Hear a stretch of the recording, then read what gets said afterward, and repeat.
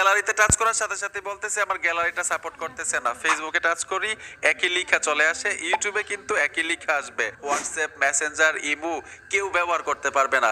আমি যদি আমার মোবাইলের স্ক্রিন লকটা আনলক করে আপনার হাতে দেই, আপনি কিন্তু আমার ফোনের কোনো অ্যাপ্লিকেশন ব্যবহার করতে পারবেন না।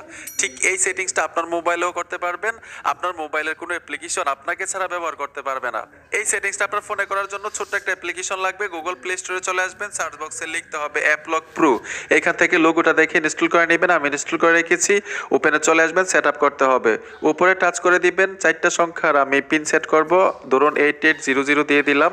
তারপর এখান থেকে ক্রিয়েট ট্যাব দিবেন, আবার 8800 দিয়ে দিলাম। আপনি আপনার মতো পিন সেট করবেন, সেভে টাচ করতে হবে। এখান থেকে পারমিশনগুলো দিতে হবে অ্যাপের, আমি পারমিশনগুলো দিয়ে দিচ্ছি। এখানে দেখুন সেটিংস নামে একটা অপশন আছে, সেটিংসে চলে আসবেন। তারপর অ্যাডভান্সে টাচ করতে হবে, নিচে চলে আসবেন, লিখে আছে fake creche message. Fake creche মেসেজে টাচ করার সাথে সাথে এরকম একটা অপশনে নিয়ে আসবে, জাস্ট অন করে দিবেন। অন করে অ্যালাউ করতে হবে।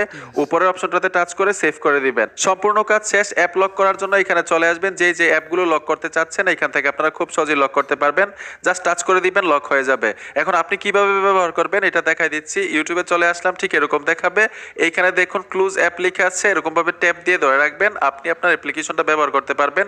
যেই লকটা দিয়েছিলেন সেই লকটা দিয়ে দিবেন। এই যে দেখুন আমি চলে আসছি, ইউটিউব ব্যবহার করতে পারবো। চাইলে কিন্তু এই সেটিংসটা করে রাখতে পারেন। আর যদি আগের মতো করতে চান শুধু অ্যাপ্লিকেশনটা ফোন থেকে ডিলিট করে দিলেই হবে। বন্ধুরা, ভিডিওটা দেখে যদি উপকার হয়ে থাকে অবশ্যই সাথে থাকবেন। দেখা হবে নতুন ভিডিওতে। আল্লাহ হাফেজ।